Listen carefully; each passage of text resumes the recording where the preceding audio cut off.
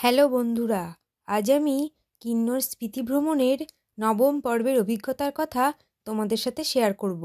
গত পর্বে আমি চন্দ্রতার লেক তোমাদের ঘুরে দেখিয়েছিলাম।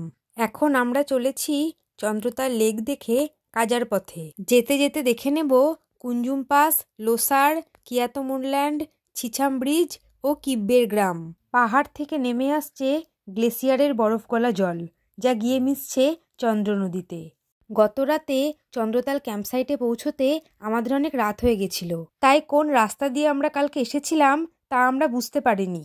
এখন বুঝতে পারছি, ভাঙাচোরা এবড়ো-খেবড়ো পাথুরের রাস্তা দিয়ে আমরা গত রাতে এসে পৌঁছেছিলাম ক্যাম্পসাইটে।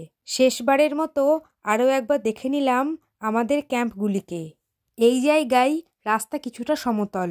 চন্দ্রতাল থেকে কুঞ্জুম পাসের দূরত্ব 21 কিলোমিটার। আমরা 1 ঘন্টার মধ্যে পৌঁছে গেলাম পৃথিবীর উচ্চতম পাসগুলির মধ্যে একটি কুঞ্জুম পাসে, যার উচ্চতা প্রায় 14,931 ফুট এবং এটি লাহুল ও স্পিতি উপত্যকার মধ্যখানে অবস্থিত এবং লাহুল ও স্পিতি উপত্যকার সীমানা নির্ধারক হিসাবে কাজ করে। দূরে দেখা যাচ্ছে গ্রেট গ্লেসিয়ার, আর এই হলো মাতা কুঞ্জুমের মূর্তি, যা এখানে 2016 সালে স্থাপিত হয়েছে। আর এখানে কতটা জোরে হাওয়া বইছিল তার আওয়াজটা একবার শুনে নাও।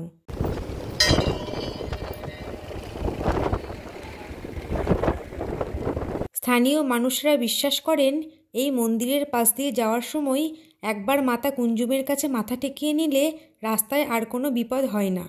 আর এইখান থেকে ভাগ হয়ে গিয়েছে মানালি যাওয়ার রাস্তা। এখানে কিছুক্ষণ সময় কাটিয়ে আবারও পথ চলা শুরু, আর শুরুতেই দেখা পেলাম স্পিতি নদীর। প্রায় 24 ঘন্টা পর আবারও সবুজের দেখা মিলল। শীতল মরুভূমি অঞ্চল বা কোল্ড ডিজার্টের গাছগুলিকে অনেকটা ম্যানগ্রোভের মতো আমার দেখতে লাগছিল। কুঞ্জুম পাসের পরেই আমরা প্রবেশ করেছি স্পিতি উপত্যকায়। কিছুক্ষণের মধ্যে আমরা পৌঁছে গেলাম আমাদের আজকের সেকেন্ড সাইটসিং পয়েন্ট লোসার ভিলেজে। আজকে এখানেই আমরা লাঞ্চ করব। 13,500 ফুট উচ্চতায় অবস্থিত এই লোসার প্রকৃতপক্ষে একটি শীতল মরু গ্রাম। পর্যটকদের আনাগোনা এখানে খুবই কম। শুধুমাত্র যারা চন্দ্রতাল লেক দেখতে যায় তারা যাওয়া বা আসার পথে এখানে একটু লাঞ্চ ব্রেক নেয়। আমি এখানকার সার্চু ক্যাফে থেকে 180 টাকা দিয়ে এগ চাউমিন খেয়েছিলাম, যার টেস্ট বেশ ভালোই ছিল। এছাড়া এখানে পাওয়া যাচ্ছিল momo, thukpa, omelette, cold drinks, ভাত এবং রাজমা ডাল। এছাড়া এখানে নাইট স্টে করার জন্য বেশ কয়েকটি হোমস্টে ও একটি মনাস্ট্রিও আছে।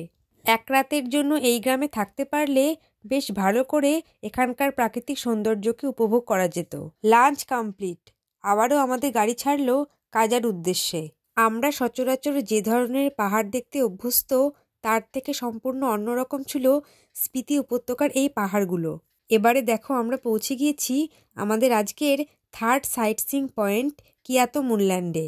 চাঁদের মাটির সাথে এই জায়গার মাটির সাদৃশ্য লক্ষ্য করা যায়, তাই এই জায়গার নাম হয়েছে কিয়াতমুরল্যান্ড। এখানকার হাওয়ার প্রচণ্ড গতিবেগ পাথরকে ভেঙে দিয়ে এক অদ্ভুত প্রকার ভূমিরূপের সৃষ্টি করেছে, যা সত্যিই দেখবার মতো। হাই অল্টিটিউড হওয়ার কারণে কুঞ্জুম পাসের পর থেকেই আমার শরীর প্রচণ্ড অসুস্থ লাগছিল, তাই আমি কিয়াতমুরল্যান্ডে নামতেও পারিনি ও রাস্তার ভিডিও খুব একটা ভালো করতেও পারিনি।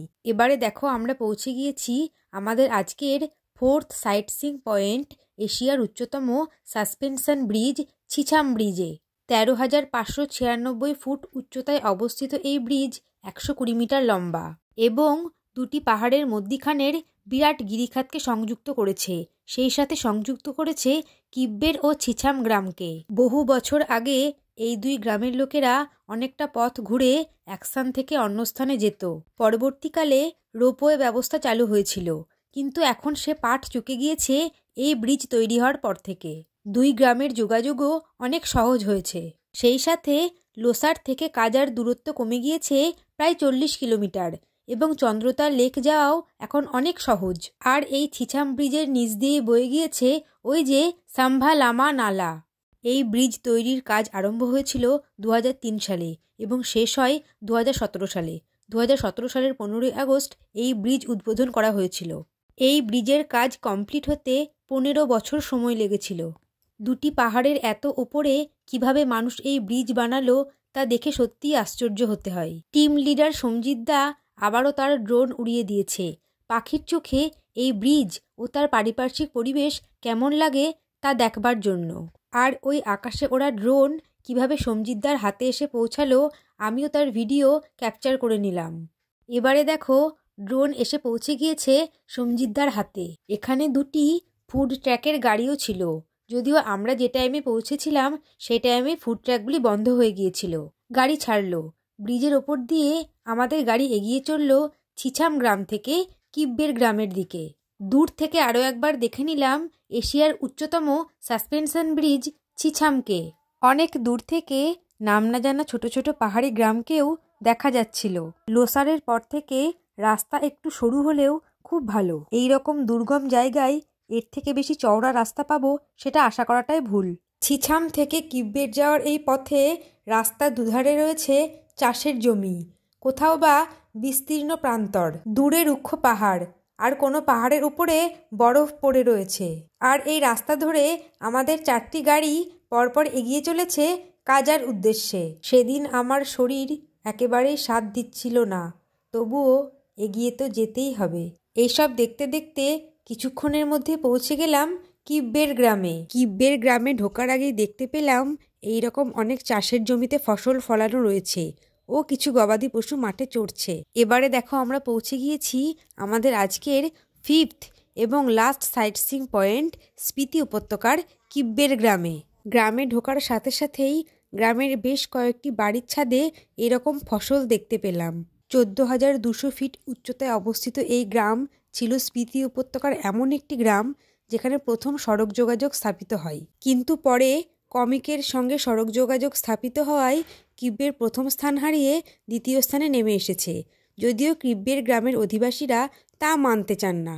এই গ্রামে মোট 70টি পরিবার বাস করে আর জনসংখ্যা 370 জনের কাছাকাছি। দূরে রুক্ষ পাহাড়ের পাদদেশে নামনা জানা গ্রামও দেখা যাচ্ছিল।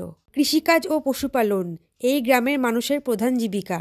গ্রামের ঘরবাড়িগুলিও তিব্বতীয় শৈলীতে তৈরি। এখানে আসলে মনে হবে যেন তিব্বতেই পৌঁছে গিয়েছি। তাই স্পিতি উপত্যকাকে অনেকে মিনি তিব্বত বলে থাকেন। এই গ্রামে একটি মনাস্ট্রিও রয়েছে। আর আমরা এই মুহূর্তে পার করলাম Kibber wild life sanctuary gate. এরপরেই আমরা কাজাতে প্রবেশ করছি। রুক্ষ হিমালয়ের পাদদেশে অবস্থিত এই গ্রামগুলিতে মানুষেরা কি করে বাস করে তা ভাবলে সত্যি অবাক হতে হয়। কাজাতে প্রবেশের আগেই দেখতে পেলাম স্পিতি উপত্যকার তীরে অনেক চাষের জমিকে। 42 জনের অ্যাকোমোডেশন একটি হোটেলে করা সম্ভব হয়নি, তাই কাজাতে আমরা খানসার ও নিমারাইজ এই দুটি হোটেলে ভাগ হয়ে উঠেছিলাম। আমাদের 206 number room, double bed, towel, soap, চা করার কেটলি, গরম জল করার টেবিল, একটা tea table, chair, dustbin, toilet, commode, geyser, basin, বালতি, মগ, সাবান, শাওয়ার, চিকেন, আলু ফুলকপি, ডাল, রাইস, স্যালাড। লাংজা কমিক হিকিম ও কি মনাস্ট্রির ভিডিও নিয়ে খুব তাড়াতাড়ি আসছি পরের পর্বে। টাটা।